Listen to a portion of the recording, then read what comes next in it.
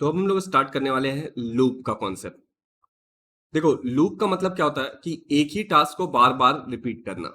आप अपने आम जिंदगी में भी बहुत सारे टास्क ऐसा है जो बार बार रिपीट करते हो। जैसे फॉर एग्जांपल किसी भी चीज को बार बार पढ़ना जब तक याद ना हो जाए।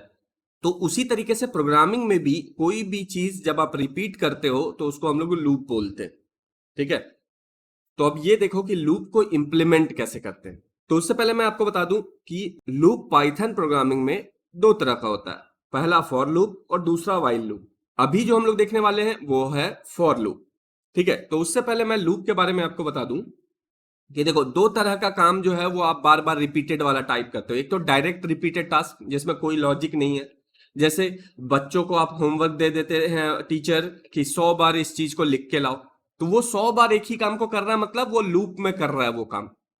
या फिर दूसरी चीज, मान लो कोई टास्क या इवेंट शेड्यूल है किसी टाइम पे। मान लो आपको पता है कि 4 बजे कुछ होने वाला है। ठीक है। तो आप क्या करोगे, बार बार घड़ी देखते रहोगे। ठीक है कि 4 बजा, 4 बजने में कितना मिनट पहले बचा हुआ है। तो ये भी एक काम लूप में है, मतलब बार बार आप घड़ी देख रहे हो कि जैसे ही 4 बजेगा मैं वो काम करने लग जाऊंगा। ठीक है। तो आप जो घड़ी देखने का काम कर रहे हो बार बार, इसको भी बोलते हैं लूप। अब देखो, दूसरा तरह का रिपीटेड टास्क क्या होता है जिसमें लॉजिक होता है। जैसे फॉर एग्जांपल मैं कहूं कि 1 से लेके 100 तक इवन नंबर फाइंड करना है आपको। तो आप क्या करोगे, आप बार बार हर एक नंबर पे आओगे और उसको टेस्ट करोगे कि ये इवन नंबर है या नहीं। जो इवन नंबर रहेगा उसको सर्कल करते जा रहे हो आप। ठीक है। तो ये भी आप क्या काम कर रहे हो, 1 से लेके 100 तक बार बार आप रिपीट कर रहे हो सेम काम। हर नंबर को टेस्ट करके देख रहे हो कि वो इवन है या नहीं है। उसी तरीके से बचपन में आपने देखा होगा हम टेबल लिखते थे। तो यहां पे भी आप क्या कर रहे हो, लूप में ही हो, आप रिपीट कर रहे हो चीजों को। कैसे रिपीट कर रहे हो, आप देखो दो काम आपका हमेशा कर रहे हो, टू लिख रहे हो और मल्टीप्लाई कर रहे हो। अब बस यहाँ पे लॉजिक ये है कि बार बार आप एक बढ़ा दे रहे हो। पहले 1 से मल्टीप्लाई कर रहे हो, फिर 2 से मल्टीप्लाई कर रहे हो, फिर 3 से मल्टीप्लाई कर रहे हो। लेकिन काम आप क्या कर रहे हो, मल्टीप्लाई कर रहे हो। किससे कर रहे हो, 2 से कर रहे हो। ठीक है। तो आप यहाँ देखो दो चीज कांस्टेंट है कि आप मल्टीप्लाई कर रहे हो, किससे कर रहे हो, 2 से कर रहे हो। और लॉजिकल बात क्या है कि हर बार एक नंबर आगे चले जाते हो आप। ठीक है। तो ये भी काइंड ऑफ काम लूप का ही है। तो जैसा कि मैंने आपको बताया कि पाइथन में दो तरह का लूप होता है, फॉर लूप और वाइल लूप। और अभी हम लोग फॉर लूप देखने वाले हैं। तो देखो, फॉर लूप का काम क्या होता है कि किसी भी आइट्रेबल चीज पे आइट्रेट करना। इसको सिंपल से अगर मैं बताऊं तो देखो, मान लो कि मैं तुम्हें बोलता हूं कि एक क्लास है, उसमें सबका नाम नोट करो। तो तुम क्या कर रहे हो, क्लास क्या है, एक ग्रुप ऑफ स्टूडेंट है और तुम हर एक स्टूडेंट के पास जाके उसका नाम पूछते हो और नोट करते हो। फिर अगर मैं कहूं कि एक स्पोर्ट्स का टीम है और उसमें तुम्हें सबका हाइट देखना है, नोट करना है, तो तुम क्या करोगे, उस 11 प्लेयर या 15 प्लेयर का एक एक करके हर प्लेयर के पास जाओगे, उसका हाइट नापोगे और लिख लोगे। तो ये क्या है, चीज है, क्लास हो गया, टीम हो गया, ये क्या हुआ, आइटरेबल चीज हो गया। मतलब उसमें बहुत सारा चीज है और एक एक करके आप हर चीज पे जाके सेम काम करते हो। ठीक है। तो वैसे चीज को हम लोग बोलेंगे आइटरेबल ऑब्जेक्ट। ठीक है। आइटरेबल ऑब्जेक्ट इसलिए क्योंकि उसमें बहुत सारी चीजें हैं जिसपे आप एक ही काम बार बार करोगे, हर हर ऑब्जेक्ट पे वही काम करोगे। जैसे बताया मैंने, क्लास क्लास में बहुत सारा स्टूडेंट है और हर स्टूडेंट के पास आप सेम काम करोगे। या तो टीचर है तो हर स्टूडेंट का वो होमवर्क चेक करेगा। तो यहां जो क्लास हुआ वो हो गया आइटरेबल ऑब्जेक्ट। और उस आइटरेबल ऑब्जेक्ट में क्या है, बहुत सारा स्टूडेंट नाम का ऑब्जेक्ट है। और हर स्टूडेंट के साथ टीचर एक ही काम करता है, उसका होमवर्क चेक करता है, उसका अटेंडेंस लेता है। ठीक है। तो वो लूप में ही होता है, हर स्टूडेंट का अलग अलग रोल नंबर बुलाता है। ठीक है। हर स्टूडेंट को बुला बुला के उसका होमवर्क चेक करना। तो जहां पे कलेक्शन ऑफ कोई भी चीज हो जाएगा वो आइटरेबल ऑब्जेक्ट बन जाएगा। तो पाइथन में बहुत तरह से आप क्या करते हो, कलेक्शन बनाते हो चीजों का। जैसे होता है लिस्ट, जैसे आप यहां पे देख सकते हो कि यहां पे इसको बोलेंगे लिस्ट। मतलब स्क्वायर ब्रैकेट के अंदर कॉमा दे देकर आप बहुत सारी चीजों को एक जगह रखते हो तो उसको लिस्ट बोलते हैं। फिर टपल्स होता है, जैसे आप क्या करोगे, ब्रैकेट के अंदर जो सर्कल वाला ब्रैकेट है, जो आपका पैरेंथेसिस जिसको बोलते हैं, उसके अंदर आप कुछ भी कलेक्शन बनाओगे तो उसको टपल बोलते हैं। उसी तरीके से डिक्शनरी होता है, सेट होता है, बहुत सारी चीजें होते हैं। तो आपको बस याद ये रखना है कि जहां पे भी मल्टीपल चीजें इकट्ठा करके रखी गई है वो आइटरेबल ऑब्जेक्ट हुआ। आइटरेबल ऑब्जेक्ट क्यों हुआ, क्योंकि उससे बहुत सारी चीजें रखा गया। अब हर एक चीज पे आप सेम काम जब करोगे तो वो आइट्रेशन कहलाता है। मतलब आप सेम काम अलग अलग ऑब्जेक्ट पे कर रहे हो। ठीक है। तो फॉर लूप कहां पे यूज होता है, जहां पे एक आइट्रेबल ऑब्जेक्ट हो और उसके हर ऑब्जेक्ट पे आपको कुछ करना हो। जैसे मैंने बताया कि मान लो एक क्लास नाम का आपने लिस्ट बना लिया है, ठीक है, कि उस क्लास में जितने बच्चे हैं उन सब का रोल नंबर नोट कर लिया। अब हर रोल नंबर पे आपको अटेंडेंस चेक करना है, तो आप वहां पे क्या करोगे, फॉर लूप लगा दोगे। अभी देखो ये जो लिस्ट है, टपल है, डिक्शनरी है, सेट है, ये सब मैं आपको आगे डेटा स्ट्रक्चर में बताऊंगा, ठीक है, और डेटा स्ट्रक्चर बताते टाइम भी आपको फॉर लूप उसमें यूज होगा। तो अभी मैं आपको क्या करता हूं, सिंपल फॉर लूप समझाते हैं, क्योंकि स्टार्टिंग में सिंपल समझना चाहिए। बट आपको एक चीज समझ में आ गया कि फॉर लूप कहां काम करता है, जहां पे कोई आइट्रेबल ऑब्जेक्ट बनता है, ठीक है। आइट्रेबल ऑब्जेक्ट क्या होता है, कलेक्शन ऑफ ऑब्जेक्ट्स। अब देखो सबसे ज्यादा फॉर लूप में आप ये फंक्शन यूज करोगे, रेंज। अब रेंज क्या करता है, अगर आप यहां देखोगे तो मैंने लिखा हुआ है return a list of arithmetic progression. Arithmetic progression क्या होता है, नंबर होता है। अब फॉर एग्जांपल मैं यहां पे डायरेक्ट आपको बताता हूं कि देखो यहां पे मैंने क्या लिखा है कि the range function return a sequence of number. मतलब रेंज फंक्शन क्या आपको देता है, सीक्वेंस ऑफ नंबर। और स्टार्ट कहां से होगा, जीरो। लेकिन वो डिफॉल्ट रहेगा तो जीरो से स्टार्ट होगा, आप कहीं से भी स्टार्ट कर सकते हो, वो भी मैं आगे आपको बताऊंगा, लेकिन अभी के लिए याद रखना है वो स्टार्ट जीरो से हो रहा है। और इंक्रीमेंट कितना होगा, बाई वन। मतलब पहले वो क्या देगा, अगर आप रेंज फंक्शन ऐसे यूज कर रहे हो, उसमें 5 पास कर दे रहे हो, तो वो क्या करेगा, जीरो से स्टार्ट होगा और 5 से पहले रुक जाएगा।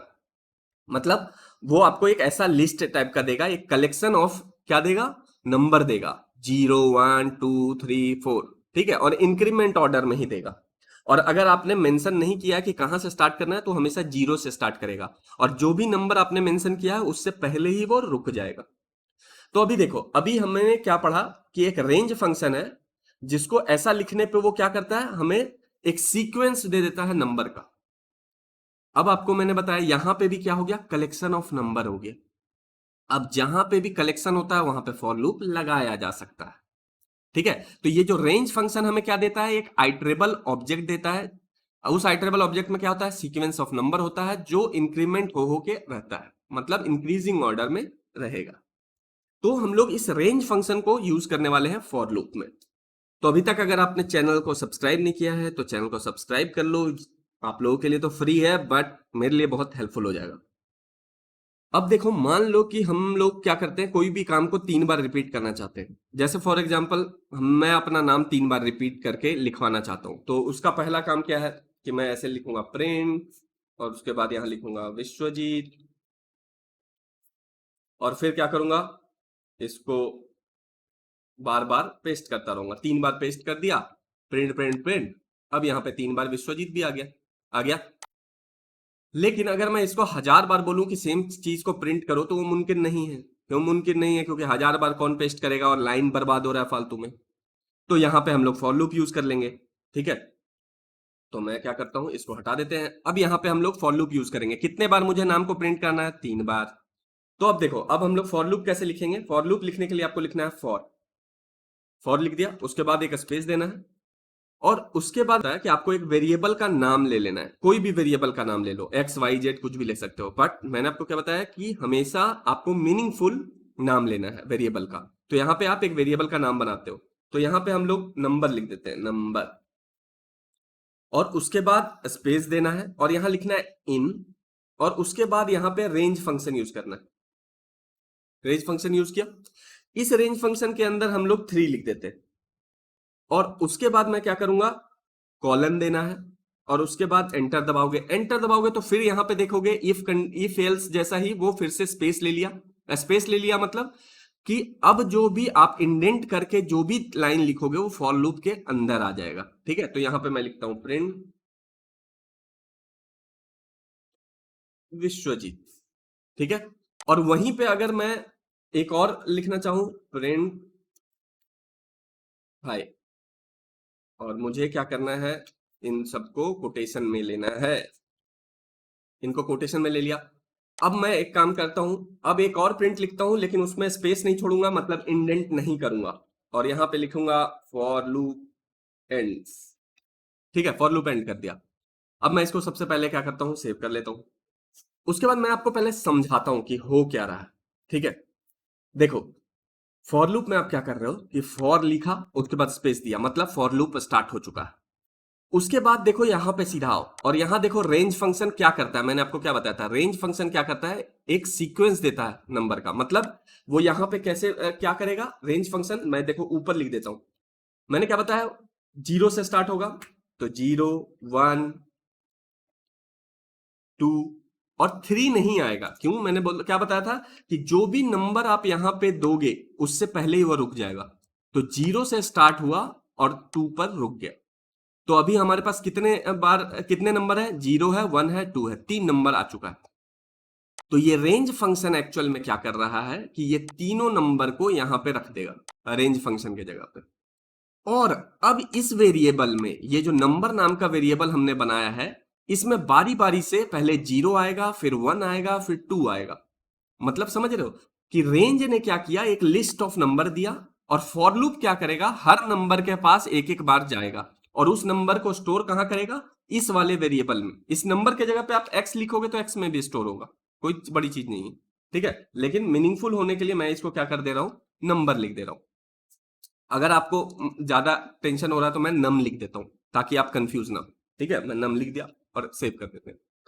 अब अगर मैं इसको रन करूंगा तो क्या आएगा, विश्वजीत और हाय दोनों 3 बार प्रिंट होगा। लेकिन ये वाला जो प्रिंट है वो एक बार प्रिंट होगा। क्यों होगा, क्योंकि मैंने आपको बताया कि फॉर लूप जैसे ही आप बनाते हो उसके बाद जितने भी स्टेटमेंट के आगे स्पेस दोगे, मतलब इंडेंट करोगे, वो सब फॉर लूप का पार्ट हो जाएगा। और फॉर लूप क्या करेगा कि जब तक फॉर लूप खत्म नहीं होगा जब तक वो उसके नीचे नहीं आएगा। और जिस भी प्रिंट स्टेटमेंट या जिस भी स्टेटमेंट में आप स्पेस नहीं दोगे वो फॉर लूप के बाहर माना जाएगा। तो इससे क्या होगा कि ये दोनों स्टेटमेंट 3 3 बार प्रिंट होगा और उसके बाद जब फॉर लूप खत्म हो जाएगा तो ये एक बार प्रिंट होगा। अब चलो रन करके दिखाता हूं। तो देखो ये रन होके हमारे पास क्या आया, विश्वजीत और हाय एक बार, फिर विश्वजीत हाय एक बार, फिर विश्वजीत हाय एक बार, और जब 3 बार हो चुका है तो आया फॉर लूप एंड्स। और इसको और सिंपल तरीके से दिखाऊं तो मैं इसको हटा देता हूं। ये मैं आपको फॉर लूप का ब्लॉक दिखाने के लिए 2 स्टेटमेंट लिखा था। तो यहां से आप ये समझो कि जितने भी स्टेटमेंट को आप इंडेंट करोगे वो फॉर लूप के अंदर आ जाएगा और वो जब तक खत्म नहीं होता है तब तक लास्ट पे नहीं आएगा। तो मैं सिंपल करने के लिए एक लाइन लिखता हूं सिर्फ फॉर लूप में। अब मैं इसको रन करूंगा। अब रन करूंगा तो अब देखो 3 बार विश्वजीत लिखा उसने और उसके बाद लिखा फॉर लूप एंड। तो वो कैसे हुआ है काम वो मैं आपको बताता हूं। हुआ क्या कि ये रेंज फंक्शन कन्वर्ट हो गया 0 1 2 में, ठीक है। मैं इसको कट करके या कॉपी करके यहां पे लिख देता हूं समझाने के लिए।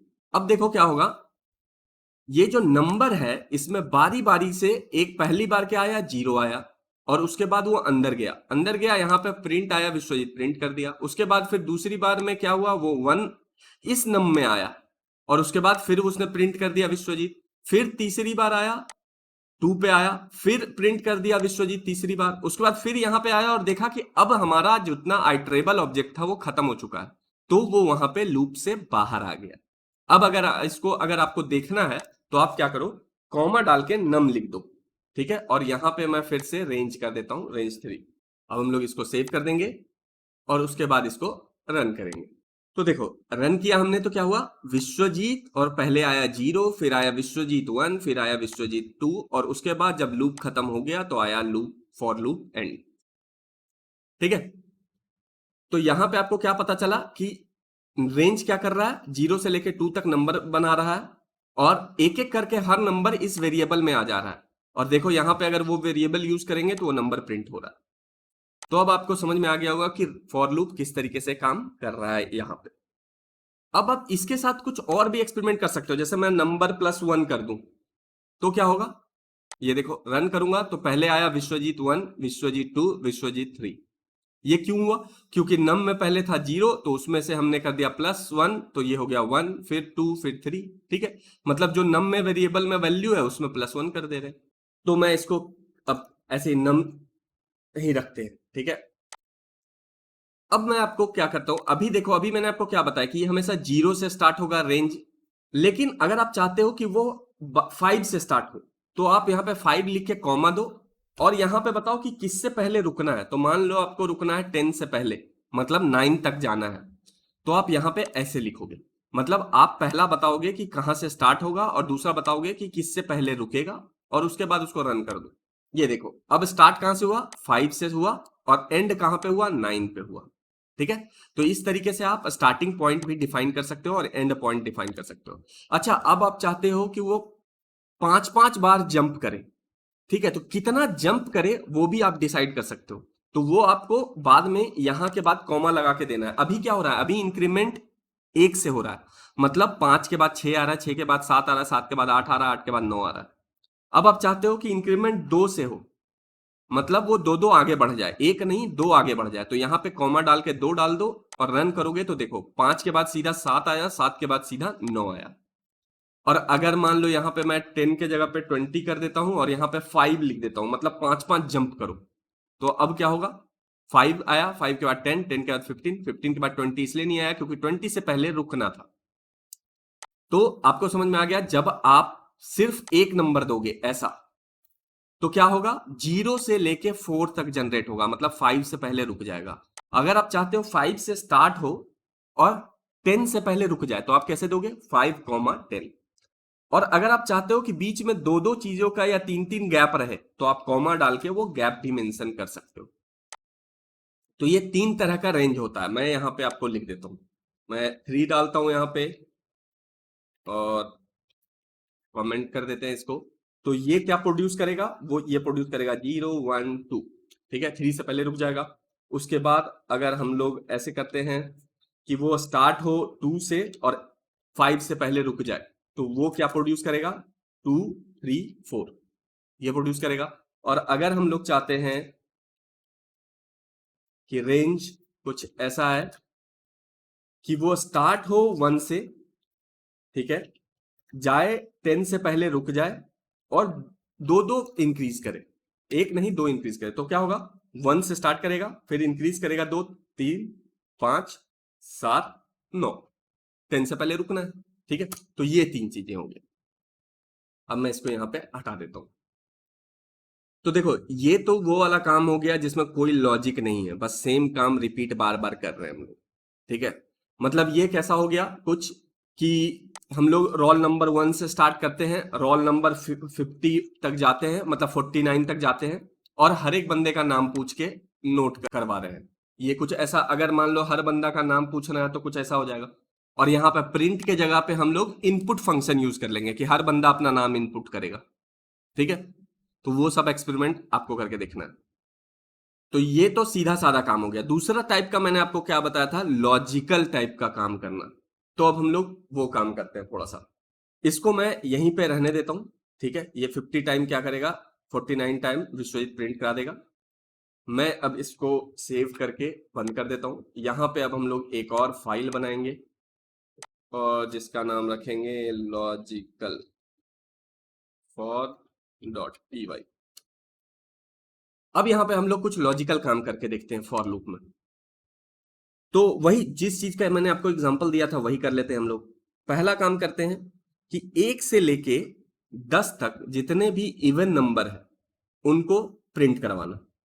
ठीक है, तो सबसे पहला हम लोग यहाँ पे लिखेंगे फॉर, और यहाँ पे एक वेरिएबल बना लेते हैं जिसका नाम रखते हैं नंबर। नंबर से हम लोग खेल रहे हैं तो अभी हम लोग नंबर रखते हैं। अच्छा देखो, यहाँ पे एक्सटेंशन मैंने गलत कर दिया है, इसको रीनेम करना पड़ेगा, ओ वाई की जगह पी वाई करना पड़ेगा। अब तो देखो, पहले हम लोग लिखा फॉर लूप चलाया क्योंकि बार बार रिपीट करना है हमें चीजों को। एक वेरिएबल बनाना है क्योंकि अभी हम लोग नंबर से खेल रहे हैं, तो यहाँ पे हम लोग नम या नंबर पूरा लिख देता हूं मैं, NUMBER number. In range function use करेंगे। अब मैंने आपको क्या बताया, कहां से कहां तक, 1 से लेके 10 तक। तो 10 तक मतलब कि 11वां यहां लिखना पड़ेगा क्योंकि जो आप यहां पे मेंशन करोगे उससे एक पहले रुक जाएगा वो। ठीक है, तो 11 कर दिया मैंने मेंशन। यहाँ पे कॉलन लगाया, नीचे आया वो ऑटोमेटिक इंडेंट हो गया, मतलब स्पेस छोड़ दिया। अब जो भी मैं लिखूंगा वो फॉर लूप के अंदर आएगा। तो अब क्या होगा कि रेंज क्या करेगा, हमें एक सीक्वेंस ऑफ नंबर बनाएगा, मतलब 1 से लेके 10 तक का एक नंबर बार बार इस नंबर में आता जाएगा। और हमारा काम क्या है कि चेक करना। तो चेक करने का काम कौन करेगा, इफ वाला स्टेटमेंट करेगा। तो यहां पे एक लिखेंगे इफ, और इफ के अंदर हम लोग क्या डालेंगे, वेरिएबल। वेरिएबल पे चेक लगाना है। चेक क्या करना है, मैंने आपको क्या बताया था कि जब आप परसेंटेज साइन यूज करते हो तो वो रिमाइंडर चेक करता है। तो इवन नंबर आप कैसे चेक करते हो, उसको 2 से डिवाइड करते हो, अगर रिमाइंडर 0 आ गया तो वो इवन नंबर है। तो वही काम यहां पे हम लोग करने वाले हैं। नंबर को हमने डिवाइड किया 2 से, और जो भी रिमाइंडर आया वो अगर 0 है तो वो क्या हो जाएगा, वो इवन नंबर हो जाएगा। और मैंने आपको क्या बताया था, रिमाइंडर पाइथन में कैसे होता है, परसेंटेज डाल के। तो नंबर को हमने नंबर परसेंटेज 2, मतलब हुआ कि नंबर को डिवाइड कीजिए 2 से, और जो रिमाइंडर आया है वो रिटर्न कर दीजिए। तो यहां पे हम लोग चेक कर रहे हैं कि किसी भी नंबर को अगर 2 से डिवाइड करेंगे तो क्या 0 आ रहा है। इक्वल टू क्या करता है, चेक करता है कि बराबरी चेक करता है। तो हमने यहां पे कंपेयर किया इफ से, और अगर वो इफ स्टेटमेंट ट्रू हो गया तो आपको क्या करना है, प्रिंट कर देना है उस नंबर को।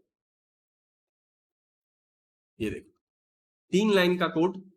अब मैं इसको एक बार रन करूंगा पहले, उसके बाद आपको फिर से दोबारा समझा दूंगा जिसको समझ में नहीं आया है। ये देखो अभी हमारे पास इवन नंबर सारा आ गया, 2 4 6 8 10 आ चुका है। तो यहां पे क्या हुआ, हमें 1 से लेके 10 तक क्या चाहिए था, इवन नंबर चाहिए था। तो सबसे पहले हमें लूप चलाना पड़ेगा 1 से लेके 10 तक। तो 1 से लेके 10 तक लूप कैसे चलेगा, रेंज फंक्शन में हमें बताना पड़ेगा कि 1 से लेके 10 तक चलाना है। 10 तक चलाना है तो हमने यहाँ पे 11 लिख दिया क्योंकि उससे पहले रुक जाएगा। तो अभी इसने हमें दे दिया 1 से लेके 10 तक का नंबर, और वो नंबर बार बार इस वेरिएबल में आएगा। हम उसको इफ कंडीशन में क्या चेक कर रहे हैं कि क्या उस नंबर को जब 2 से डिवाइड किया जाएगा तो उसका रिमाइंडर 0 बचेगा। अगर 0 होगा तो इफ कंडीशन ट्रू हो जाएगा। अगर इफ कंडीशन ट्रू हो गया तो वो नंबर को प्रिंट कर देना है। हमें कुछ नहीं किया, हमने बस यही यहां सिंपल सा काम किया। तो आप यहां पे 2 चीज सीख गए कि फॉर लूप में भी आप इफ को यूज कर सकते हो। अब हम लोग दूसरा काम करते हैं, ठीक है। मैं इसको क्या करूंगा, कमेंट कर देता हूं, और इसके ऊपर एक लाइन और कमेंट करेंगे जिसमें लिख देंगे इवन नंबर 1 टू 10, 1 टू 10 के बीच का इवन नंबर। और अब यहां पे हम लोग क्या करते हैं, बचपन वाला टेबल जनरेट करेंगे। किसका टेबल, 2 का टेबल, ठीक है। मैथ का टेबल जनरेट करते हैं। तो टेबल जनरेट करने के लिए सबसे पहले आपको क्या चाहिए, आपको फिर 1 से लेके 10 तक आइट्रेट करना है। तो 1 से लेके 10 तक आइट्रेट करने के लिए आपको रेंज फिर से सेम 1 और 11 वाला चाहिए होगा। तो हम लोग फटाफट एक लूप लिखते हैं, लूप। और यहां भी नंबर से खेल रहे हैं तो हम लोग क्या करते हैं कि वेरिएबल का नाम नंबर ही रख देते हैं, और यहां लिखेंगे इन रेंज, और रेंज का फंक्शन हम पैरामीटर हो जाएगा 1 और 11, क्योंकि 10 तक जाना है हमें। कॉलन लगाया, नीचे गए, फॉर लूप के अंदर आ चुके।